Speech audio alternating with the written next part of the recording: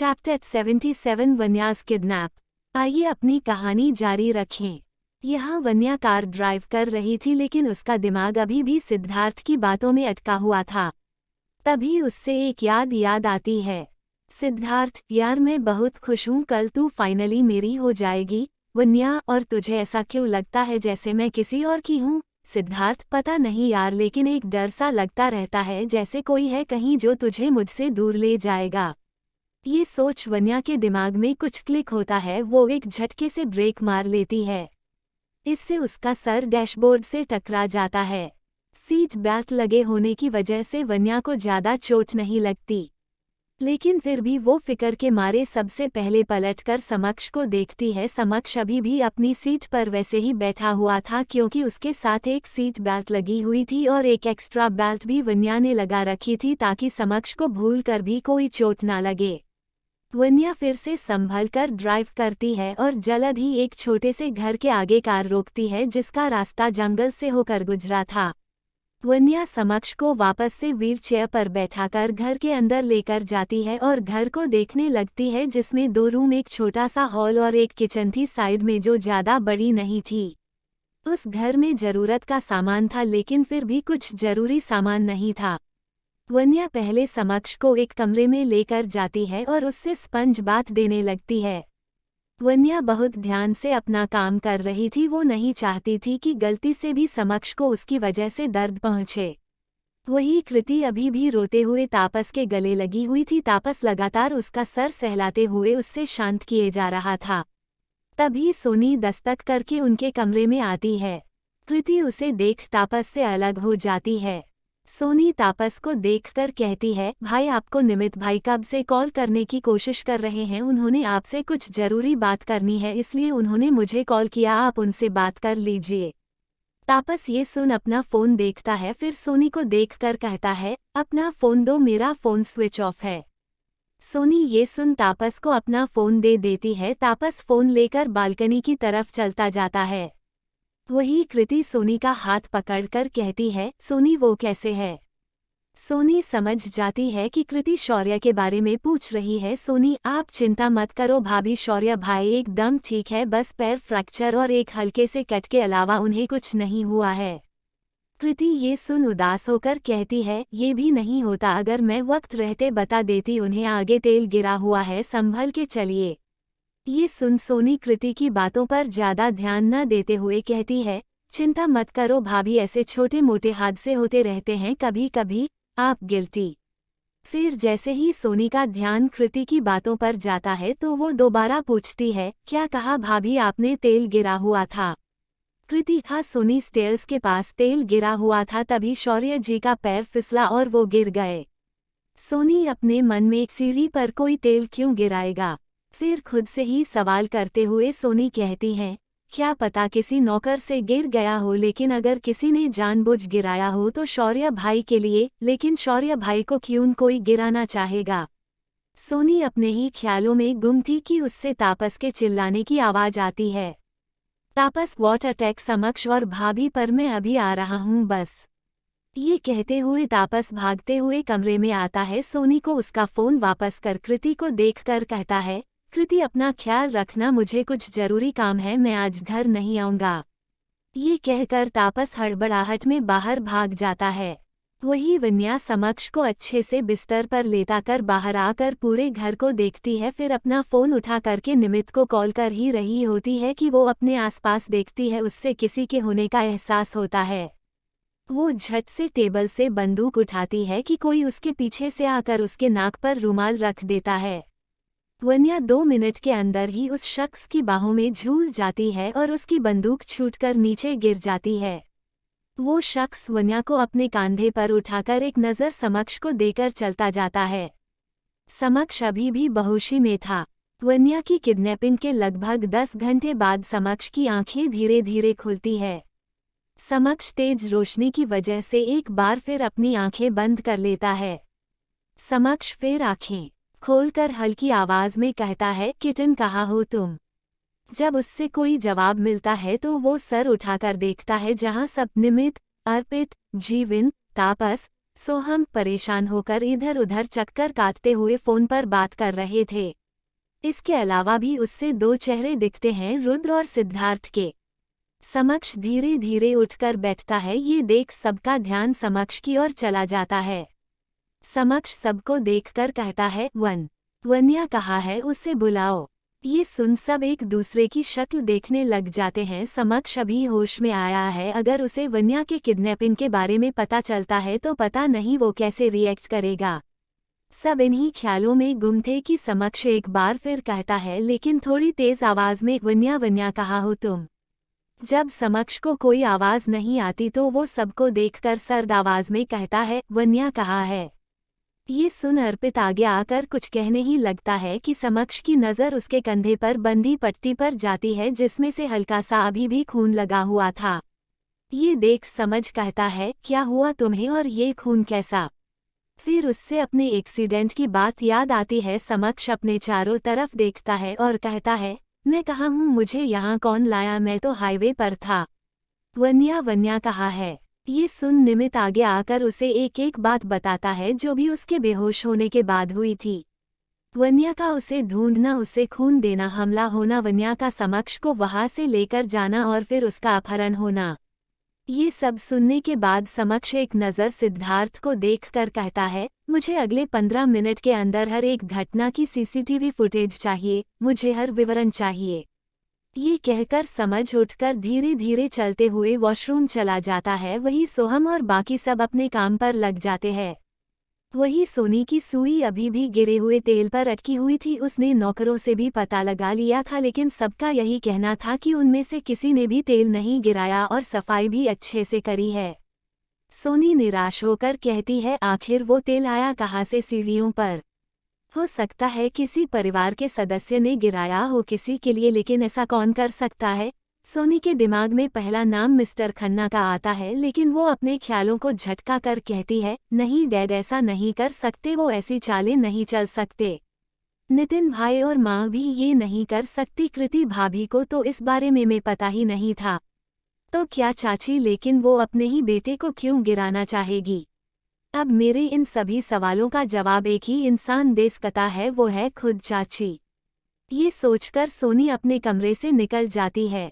वही करीब 20 मिनट बाद समक्ष सोफे पर बैठा था। उसके सामने लैपटॉप खुला था जिसमें एक के एक बाद सभी फुटेज चल रही थी। पहली उसके घर की फुटेज जहां वन्या समक्ष को लेकर आई थी एक्सीडेंट के बाद। समक्ष बड़े ध्यान से वन्या के एक्सप्रेशन नोटिस कर रहा था, जिसके चेहरे पर सिर्फ दर्द था। समक्ष को इस हाल में देखकर धीरे धीरे फुटेज आगे बढ़ती है। अब फुटेज रोड की चल रही होती है जहां सिद्धार्थ और रुद्र उससे मिले थे। सिद्धार्थ को वन्या गले लगाते हुए देख समक्ष अपनी आंखें बंद करके हाथों को कस लेता है। ये देख सिद्धार्थ अपने माथे का पसीना पोंछकर साइड में जाकर एक कॉल करता है और धीमी मगर सख्त आवाज में कहता है, वन्या कहाँ है। उधर से एक आवाज आती है, इसका मतलब तुम्हें पता चल गया कि वो मेरे पास है। सिद्धार्थ, ज्यादा बकवास मत करो और सीधे सीधे बताओ मुझे मेरी वाइल्ड कैट कहाँ है। उधर से फिर आवाज आती है, हर एक चीज की कीमत होती है, इस पता देने वाले की भी है। कीमत क्या है वो यहाँ आकर दे देना। एक एड्रेस मैसेज कर रहा हूँ, उस पर पहुँच जाओ और हाँ अकेले आना। ये सुनकर सिद्धार्थ एड्रेस देखकर पीछे पलटता है कि तभी उसे अपने पीछे समक्ष दिखता है। सिद्धार्थ समक्ष को देखकर घबरा जाता है। आगे जानने के लिए बने रहिए मेरे साथ। If you like my story please like and comments. Chapter 78 मजबूरी के रिश्ते। आइए अपनी कहानी जारी रखें। ये सुनकर सिद्धार्थ एड्रेस देखकर पीछे पलटता है कि तभी उसे अपने पीछे समक्ष दिखाई देता है। सिद्धार्थ समक्ष को देखकर घबरा जाता है। समक्ष उसे गहरी नज़रों से देख रहा था। उसने शांत आवाज में कहा, मेरी किटन कहाँ है। ये सुन सिद्धार्थ को बहुत गुस्सा आता है, लेकिन पीछे सभी को देखकर वो शांत आवाज में कहता है, मुझे नहीं पता। समक्ष ये सुन अपना पंच बनाकर सिद्धार्थ को मारने ही लगता है कि रुद्र उन दोनों के बीच आ जाता है। रुद्र को देखकर समक्ष अपना हाथ हवा में ही रोक लेता है और रुद्र को देखते हुए कहता है, उससे पूछो कि मेरी किटन कहाँ है। रुद्र ये सुन बिना सिद्धार्थ को देखे कहते हैं, भाई बता दो ना, वन्या कहाँ है, क्या आपने उसे किडनैप किया है। ये सुन सिद्धार्थ हैरानी से रुद्र को देखने लग जाता है। उसका भाई सिर्फ समक्ष के एक बार कहने से उस पर शक करने लग गया था। ये सोचकर उसे और भी गुस्सा आता है क्योंकि समक्ष ने एक एक करके उससे सारे रिश्ते छीन लिए थे। ये सोच सिद्धार्थ चिल्लाते हुए कहता है, क्यों बताऊं कि वन्या कहाँ है, क्यों बताऊं? उसका सबसे पहले रिश्ता मुझसे है, उससे प्यार मैं करता हूँ, वो सबसे पहले मुझे मिली थी, तो फिर मैं किसी और को क्यों जवाब दूँ? उसे हर एक मुसीबत से बाहर निकालने की जिम्मेदारी मेरी है और मैं उसी जिम्मेदारी को निभाने जा रहा हूँ। फिर समक्ष की तरफ देखकर कहता है, जिसकी आंखें इस वक्त हल्की लाल थी, मानता हूँ तुम्हारी उससे शादी हुई है, लेकिन वो सिर्फ एक मजबूरी और वक्त की मार थी। लेकिन अब वन्या ऐसे किसी मजबूर के बंधे रिश्ते में नहीं रहेगी। अब मैं वापस आ गया हूँ अपनी वाइल्ड कैट को इन मजबूरियों के रिश्तों से आज़ाद करने। मेरी वाइल्ड कैट अब मेरी हो। सिद्धार्थ आगे कुछ कहता कि समक्ष गुस्से में एक टेबल पर लात मारते हुए कहता है, एन्फ जस्ट एन्फ। फिर सिद्धार्थ की गर्दन पकड़कर कहता है, क्या तब से मेरी मेरी लगा रखा है? कान खोलकर एक बात सुन लो, वन्या मेरी थी, मेरी है और हमेशा मेरी ही रहेगी। सिद्धार्थ और समक्ष दोनों एक दूसरे की आंखों में गुस्से से देख रहे थे। दोनों ही वन्या के लिए पागल थे। निमित और बाकी सब मिलकर दोनों को एक दूसरे से दूर करते हैं। रुद्र भाई प्लीज बता दो, अभी ये जरूरी नहीं कि वो किसकी है, ये जरूरी है कि वो कहाँ है, वो ठीक भी है या नहीं। उसकी जान आप दोनों की इस लड़ाई से बहुत ज्यादा जरूरी है। ये सुन दोनों एक दूसरे की तरफ देखते हैं। जिसके लिए वो दोनों लड़ रहे हैं वो तो यहाँ है ही नहीं। सिद्धार्थ, ये तुम मुझसे क्यों पूछ रहे हो? रुद्र इस बात पर तेज चिल्लाते हुए, क्योंकि उसके कपड़ों में चिप आपने ही लगाई थी जो सीसीटीवी फुटेज में साफ साफ दिख रहा है। प्लीज भाई बता दीजिए, वरना मजबूरन मुझे कोई कदम उठाना होगा। आप जानते हैं मैं ऐसा कर सकता हूँ क्योंकि मेरे लिए अभी सबसे जरूरी वन्या की जान है। ये सुन सिद्धार्थ घबरा जाता है, फिर अपने आप को नॉर्मल करके कहता है, मैंने उसके कपड़े में चिप लगाई थी ताकि मुसीबत के वक्त में उस तक पहुंच जाऊं, लेकिन चिप की लोकेशन इसी घर में मिली मुझे। वन्या की चिप यही गिर गई है, लेकिन मुझे किचन से एक ब्रेसलेट मिला जो अनुज का था। उसी ने वन्या का अपहरण किया है। मैंने उसे सीधे बात की और उसने मुझे एक एड्रेस भेजा है, मैं उसी एड्रेस पर जा रहा हूँ। सिद्धार्थ फिर कहता है, लेकिन मुझे एक बात समझ नहीं आ रही, अनुज ने वन्या का अपहरण क्यों किया? उसकी वन्या से क्या दुश्मनी? रुद्र और समक्ष को इस सवाल का जवाब पता था। वो दोनों एक दूसरे को देखते हैं और फिर घर से बाहर भाग जाते हैं। रुद्र और समक्ष एक गाड़ी में बैठे उस एड्रेस की ओर चले जाते हैं। सिद्धार्थ अभी भी कंफ्यूजन में खड़ा उन दोनों को देख रहा था, पर फिर वो भी उनके पीछे चला जाता है। थोड़ी देर बाद समक्ष, सिद्धार्थ और रुद्र एक गैराज के आगे कार रोकते हैं। पता यही का था।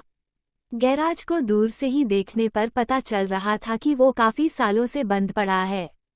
समक्ष उस जगह को अच्छी तरह देखता है, फिर एक खिड़की से अंदर झंकने लगता है कि उससे लगने लगा था कि अंदर कोई नहीं है। सिद्धार्थ ने उन सब से झूठ बोला है। अगर ऐसा होता है तो आज सिद्धार्थ को कोई नहीं बचा सकता था, लेकिन तभी उन तीनों को किसी के कराहने की आवाज आती है। वो तीनों उस तरफ भागते हैं जहां अनुज और गौतम जमीन पर गिरे पड़े थे और उन दोनों के पैर में गोली लगी हुई थी। अनुज और गौतम उन तीनों को देखकर घबरा जाते हैं। समक्ष तो जाते ही अनुज के मुंह पर मुक्का मारता है और कहता है, वन्या कहाँ है? अनुज पहले ही दर्द में था कि समक्ष के सॉलिड मुक्के के बाद उसमें बिल्कुल जान नहीं बचती और वो वही जमीन पर चलोकर बेहोश हो जाता है। गौतम उसकी ये हालत देखकर डर जाता है और कहता है, मैं बताता हूँ वो लोग ले गए वन्या को। समक्ष उसका गाला पकड़कर, कौन लोग, जल्दी बोलो। गौतम ये सुनते ही फ्लैशबैक में खो जाता है। फ्लैशबैक, वन्या को धीरे धीरे होश आता है। वो एक बार आंखें बंद कर फिर खोलती है और देखती है कि उसके हाथ एक चेन से बंधे हुए हैं। वो इस वक्त जमीन पर लेटी हुई थी। तभी उसे किसी के कदमों की आहट सुनाई देती है। एक लड़का गौतम चल कर आता है और एक कुर्सी पर बैठ जाता है। वन्या को उसकी शक्ल ठीक से दिखाई नहीं दे रही थी अंधेरे की वजह से। वन्या, क्यों लाए हो मुझे यहाँ? गौतम हंसते हुए, गलत सवाल पूछ रही हो, ये पूछो कौन हो मैं? वन्या, ये जानना मैं जरूरी नहीं समझती। तुम्हारी हरकतें तुम्हारा परिचय बखूबी दे रही है, तुम्हारे कमीनेपन का परिचय। गौतम, यही अंदाज तो तुम्हारा कातिलाना है मेरी जान, तुम अच्छे से जानती हो मैं तुम्हारे साथ क्या क्या कर सकता हूँ, फिर भी मुझसे डरने की बजाय तुम मुझे ही गाली दे रही हो। वन्या अपने हाथ मारते हुए, तुम्हारी बकवास सुनने का मेरे पास वक्त नहीं है, बस मुझे छोड़ो दो। I said just leave me. Gautam, मेरी जान, तुम इतनी मुश्किल से मेरी पकड़ में आई हो और बिना कुछ किए मैं तुम्हें छोड़ दूं, ये तो गलत होगा ना। हर एक लड़का जो भी तुम्हें करीब से देखता है वो तुम्हारा बनकर रह जाता है, क्या भला की खूबसूरत चीज हो तुम। अब ये मौका मुझे मिला है तो मैं बिना इसका फायदा उठाए तुम्हें जाने दूं ना ना। ये बोल गौतम वन्या के करीब बढ़ने लग जाता है। वन्या पीछे खिसकते हुए, मेरे पास मत आना वरना अंजाम अच्छा नहीं होगा, छोड़ो मुझे। गौतम मुस्कुराते हुए फिर भी उसके करीब आए जा रहा था। जब गौतम उसके बिल्कुल करीब आ गया, वन्या ने अपना पैर उठाकर घूमा, उसके पेट में लात मारी, गौतम दूर जाकर गिरा। तभी उन दोनों एक लड़के की हंसने की आवाज आई। उसने लाइट्स ऑन करी और हंसते हुए गौतम के पास आया, जिसका चेहरा गुस्से में फूल चुका था। ये अनुज था। अनुज हंसते हुए कहता है, मैंने कहा था ना इसके हाथ पैर बांध कर रखियो। साली बड़ी टेढ़ी चीज है, आसनी से हाथ नहीं आती, जितनी खूबसूरत है उतनी ही तीखी भी। ये कहकर अनुज गौतम को उठाता है। एक लात खाकर ही गौतम के होश ठिकाने आ गए थे। वन्या उन दोनों को देख रही होती है बड़े गौर से। ये देख अनुज उसके पास आकर उसके बालों को कान के पीछे करके कहता है, क्या हुआ, हैरान हो गई मुझे यहाँ देखकर। असल में तुम्हें किडनैप करके मैं ही यहाँ लाया हूँ, वो क्या है ना, पुराना हिसाब पूरा करना था और तुम्हें मोहरा बनाकर सिद्धार्थ से उसकी सारी प्रॉपर्टी भी तो लेनी है। ये सुन वन्या अपना चेहरा पीछे करके कहती है, मुझे कोई हैरानगी नहीं हुई एक कमीने को दूसरे कमीने के साथ देखकर। पर किडनैप करने से पहले कोई अच्छी वजह तो सोच लेते। जो इंसान दूसरों की प्रॉपर्टी के लिए एक लड़की को मोहरा बना सकता है वो मेरी नज़र में इंसान ही नहीं है। उस दिन तो सिर्फ थप्पड़ मारा था, आज तुझे जान से मार दूंगी, एक बार मेरे हाथ खुल जाने दे। ये सुन अनुज गुस्से में उसके चेहरे को पकड़कर कहता है, बहुत अकड़ है ना तेरे में, आज तेरी इसी अकड़ को मैं तोड़कर रहूंगा। तू भीख मांगेगी अपनी जान की, लेकिन मैं तुझे आज नहीं बख्शूंगा। ये कहकर अनुज अपना बेल्ट निकालता है। अनुज वन्या को बेल्ट मारता उससे पहले ही कोई अनुज के पैर पर शूट करता है। Flashback over. वही वन्या एक कमरे में एक महिला के आगे अपने घुटनों पर बैठकर रो रही थी। आगे जानने के लिए बने रहिए मेरे साथ सिर्फ। If you like my story please like and comment. Chapter 79, वन्या और बाइसा का आमना सामना। आइए अपनी कहानी जारी रखें। समक्ष को जब से पता चला था कि वन्या का किडनैप हो गया है, वो अपने सारे दर्द भूलकर वन्या को ढूंढने निकल गया था। भले ही इन दोनों के बीच जितनी मर्जी गलतफहमियां आ जाएं, दोनों के दिल में जो फिक्र है एक दूसरे के लिए वो कभी नहीं घटती। गौतम पूरी बात बताकर जैसे ही चुप होता है वैसे ही उसके मुंह पर एक लात पड़ती है। गौतम भी जमीन पर लेट जाता है। लात समक्ष ने मारी थी, वो अभी भी दोनों को गुस्से से घूर रहा था। समक्ष के अलावा रुद्र और सिद्धार्थ अनुज को घूर रहे थे। पहला तो उसने वन्या के बारे में ऐसा सोचा और दूसरा वो आस्तीन का सांप निकला, इसके लिए अब उसे क्या कीमत चुकानी होगी। खैर ये तो उसके होश में आने के बाद पता चलेगा। एक कार एक सफेद हवेली के आगे आकर रुकती है। वहीं वन्या को दो लेडी बॉडीगार्ड्स कार से बाहर निकालती है। वन्या अपने चारों तरफ देखती है, जहां कोई नहीं था वो पूरा वाइट मेंशन सुनसान पड़ा था। वो दोनों लेडी बॉडीगार्ड्स वन्या को दोनों तरफ से पकड़कर अंदर ले जाती है। थोड़ी ही देर में वन्या एक महिला के आगे खड़ी थी, जिसके चेहरे पर उसकी उम्र साफ झलक रही थी, साथ ही साथ एक अलग तरह का रूप भी। वन्या उनके सामने खड़ी बस एकटक उनके चेहरे को देखे जा रही थी, जैसे उनके चेहरे में कुछ ढूंढ रही हो। वो महिला कहती है, अगर आपका देखना हो गया हो तो हम अपनी बात कहें। वन्या ये सुन होश में आती है, फिर अपना सर हाँ में हिला देती है। वो महिला एक बड़ी तस्वीर के पास जाकर खड़ी हो जाती है और उनकी तरफ देखती हुए कहती है, हमारा नाम वंदना आर्या है, लोग हमें बाइसा के नाम से भी जानते हैं। और फिर तस्वीर को देखते हुए कहती हैं, और ये हमारे पति देव से आर्या। हमारा परिवार मान सम्मान दौलत शोहरत में हमेशा से ही ऊंचा रहा है। इस वजह से हमारे कहीं दुश्मन भी बने और इसी कारण हमारे एक दुश्मन परिवार ने हम पर हमला करके हमारे पति को मार दिया। हमारे पति सबको बचाते हुए खुद की रक्षा नहीं कर पाए। फिर वन्या की तरफ देखती है जो ये सब कंफ्यूजन में सुन रही थी। फिर वान्या को बाइसा की आवाज आती है जो कह रही थी, हम जानते हैं तुम यही सोच रही हो कि ये सब हम तुम्हें क्यों बता रहे हैं। वन्या ये सुन हमें सर हिलाकर कहती है, हमें नहीं पता आप हमें ये सब क्यों बता रही है, क्योंकि ना तो मैं आपको जानती हूँ ना आपके परिवार को, फिर मुझे क्यों यहाँ लाया गया है, ये सब बातें मुझे क्यों बता रही है आप। ये सुन बाइसा एक पर्दा खींचकर कुछ तस्वीरों पर हाथ फेरते हुए कहती है, क्या तुम इनमें से किसी को भी नहीं जानती। ये सुन वन्या उन तस्वीरों पर एक नज़र डालती है, तभी वन्या की नज़र एक तस्वीर पर रुक जाती है। उस तस्वीर को देख वन्या एक कदम पीछे हो जाती है। ये देख बाइसा के चेहरे पर एक मुस्कान आ जाती है। बाइसा देखती है कि वन्या कुछ बोल नहीं पा रही है तो वो फिर एक सोफे पर एक रानी की तरह बैठते हुए कहती है, क्या हुआ, हैरान हो? वैसे मुझे तुम्हारी नज़रों की तारीफ करनी होगी, ये जितनी खूबसूरत है उतनी ही तेज़ भी। तुम्हारी नज़रें बिल्कुल सही तस्वीर पर रुकी है। यही तस्वीर तुम्हें यहाँ तक लाई है, इसी तस्वीर की वजह से तुमने ये सारी बातें सुनी और अब इसी तस्वीर की वजह से तुम्हें कीमत भी चुकानी पड़ेगी। ये सुन वन्या कंफ्यूज्ड होकर, कीमत, कैसी कीमत और क्यों? बाइसा, जो तस्वीर तुम देख रही हो उसे तुम पहचान गई होगी, वो किसकी है ये भी। वन्या, हाँ लेकिन आप कहना क्या चाहती है, साफ साफ कहिए, मुझे मेरे घर भी जाना है, मेरे पति मेरी राह देख रहे होंगे। बाइसा ये सुन अचानक गुस्से में कहती है, तुम्हारा पति, तुम्हारे पति का ही ये सब किया धरा है, तुम्हारा पति ही जिम्मेदार है जो आज तुम यहाँ खड़ी हो। तुम्हारा पति एक खूनी है, एक खूनी जिसने मेरे परिवार के वारिस की जान ले ली। वन्या भी थोड़ी ऊंची आवाज में कहती है, आप जो कह रही है वो गलत है, आप जो भी समझ रही है वो भी गलत है। मेरे पति ने किसी की जान नहीं ली है। जिसका खूनी आप उन्हें कह रही है वो कैसे संभव हो सकता है, आप खुद सोचिए। देखिए, मुझे नहीं पता आपका उसके साथ क्या रिश्ता है और कैसा रिश्ता है, लेकिन मैं सिर्फ एक बात जानती हूँ कि मेरा पति खूनी नहीं है। बाइसा, सारी दुनिया जानती है सिद्धार्थ को मारने वाला समक्ष सचदेवा है। मेरे बच्चे की जान लेने वाला तुम्हारा पति है, लेकिन तुम्हें ये क्यों दिखाई नहीं दे रहा है? खैर छोड़ो, पत्नी हो ना तो पत्नी धर्म तो निभाओगी ही। हम सिर्फ ये जानते हैं कि हमारे बच्चे, हमारे सिद्धार्थ की जान लेने वाला समक्ष सचदेवा है।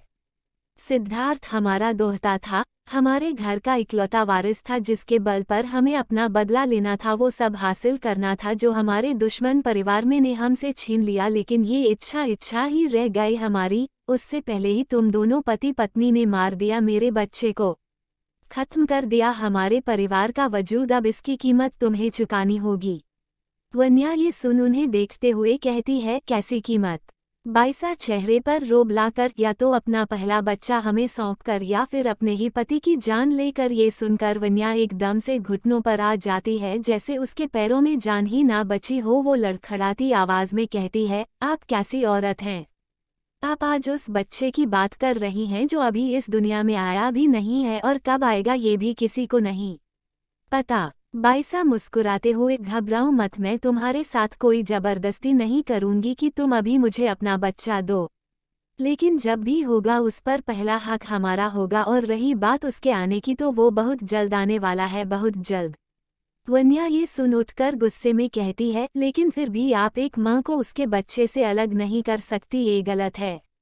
बाइसा ये सुन मुस्कुराते हुई कहती है, ठीक है, तो फिर मैं एक पत्नी को तो अलग कर सकती हूँ ना उसके पति से। वैसे गलत तो मेरे सिद्धार्थ की जान लेना भी था। हम तुम्हें सोचने का समय दे रहे हैं, या तो तुम अपना पहला बच्चा हमें दोगी या फिर अपने पति की जान अपने हाथों से लोगी। ये सुन वन्या वापस घुटनों पर बैठ आंखों से बह रहे आंसुओं को रोकते हुए कहती है, जिस गुनाह की सजा आप हमें दे रही है वो हमने किया ही नहीं। सिद्धार्थ जिंदा है, उसे समक्ष ने नहीं मारा है। ये सुन बाइसा एक झटके में पलट जाती है, क्या कहा तुमने? सिद्धार्थ जिंदा है, मेरा बच्चा जिंदा है, ऐसा कैसे हो सकता है? वन्या, सही सुना आपने, सिद्धार्थ जिंदा है। बाइसा कमरे से बाहर निकलते हुए कहती हैं, तो हमारे सामने लाओ, हमारे बच्चे को साबित करो कि मेरा बच्चा जिंदा है, नहीं तो कीमत चुकाने के लिए तैयार हो जाओ। वही समक्ष और सिद्धार्थ एक दूसरे के सामने बैठे बड़ी शिद्दत से एक दूसरे को घूर रहे थे। समक्ष के पीछे समक्ष के दोस्त खड़े थे और सिद्धार्थ के पीछे रुद्र खड़ा था।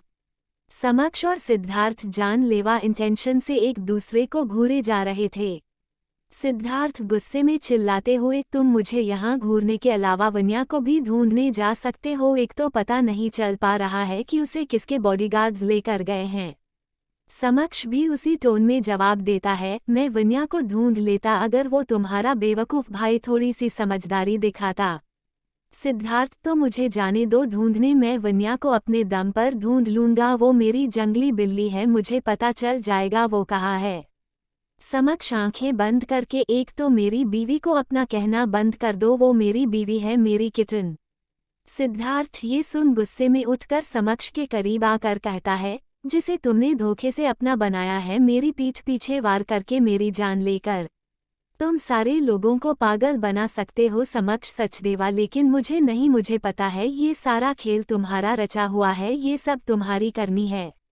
ये सुन सब हैरान हो जाते हैं, वही समक्ष को गुस्सा आ जाता है। वो जैसे ही सिद्धार्थ को पंच करने लगता है, कोई उन दोनों के बीच आ जाता है। ये थी वन्या। वन्या को देख वो दोनों ही शॉक हो जाते हैं। वही वन्या के आंखों से आंसू बह रहे थे। वो समक्ष की आंखों में देखते हुए कहते हैं, क्या सिद्धार्थ सच कह रहा है, क्या आपने उसे मारा था? ये सुन सिद्धार्थ के चेहरे पर शैतानी मुस्कान आ जाती है। वही समक्ष की आंखें गुस्से से लाल हो जाती है।